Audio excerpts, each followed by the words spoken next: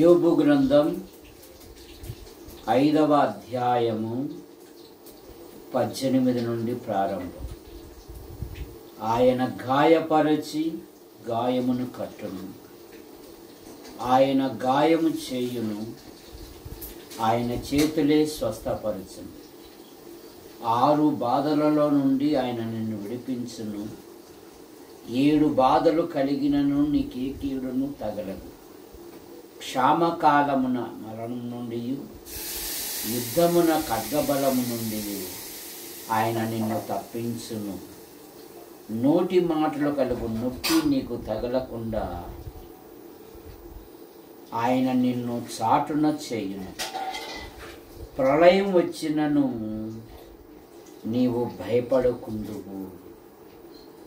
మన ప్రభు అయిన యేసుక్రీస్తు వారు సర్వ ప్రజలను ప్రేమించి ఆయన ఈ లోకానికి వచ్చాడు.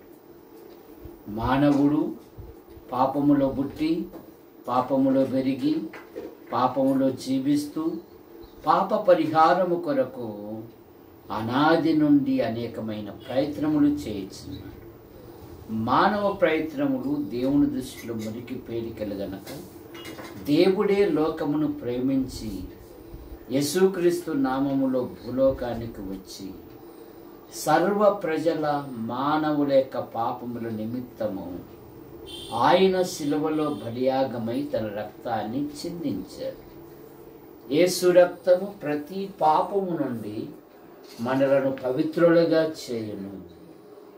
యేసు ప్రభువా, నా పాపముల కొరకు, నా దోషముల కొరకు, నా అపరాధముల నిమిత్తమై మీరు చనిపోయి లేచారు, నా పాపాలు క్షమించండి అంటే ఆ పరిశుద్ధుడు మనలను పవిత్రులుగా మార్చివేస్తాడు. యేసు ప్రభువారు అన్నారు, యోహాను సువార్త 5:24లో, నా మాట విని నన్ను పంపిన వాని యందు విశ్వాసముంచు ప్రతివాడు నిత్య జీవము గలవాడు, వాడు మరణములో నుండి తీర్పులోనికి రాక జీవములోనికి దాటి ఉన్నాడు. బైబిల్ సెలవిస్తున్నది నిర్గమాకాండం 15వ అధ్యాయం 26వ వచనములో, మీ దేవుడైన యెహోవాకు శ్రద్ధగా విని ఆయన దృష్టికి న్యాయమైనది చేసి ఆయన కట్టడలను అనుసరించి నడిచిన ఎడల నేను ఐగుప్తీయులకు కలగజేసిన రోగములలో ఏదియూ మీకు రానియను, నిన్ను స్వస్థపరచు యెహోవాను నేనే. హిజ్కియా కన్నీళ్లు కార్చాడు.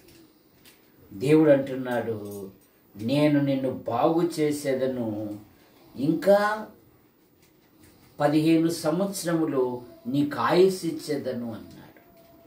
తరువాత నిన్ను విడిపించు దేవుడు శ్రమల నుండి, బాధల నుండి, ఇరుకుల నుండి, సమస్యల నుండి.